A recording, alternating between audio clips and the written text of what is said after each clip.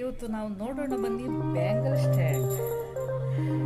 ಬ್ಯಾಂಗಲಿಂದ ಹೇಗೆ ಸ್ಟ್ಯಾಂಡ್, ಹಳೆ ಬ್ಯಾಂಗಲ್ ಇದೆ, ಇದರಿಂದ ಹೇಗೆ ಸ್ಟ್ಯಾಂಡ್ ಮಾಡೋದನ್ನು ನಾನು ತೋರಿಸ್ಕೊಡ್ತೇನೆ. ಎರಡೇ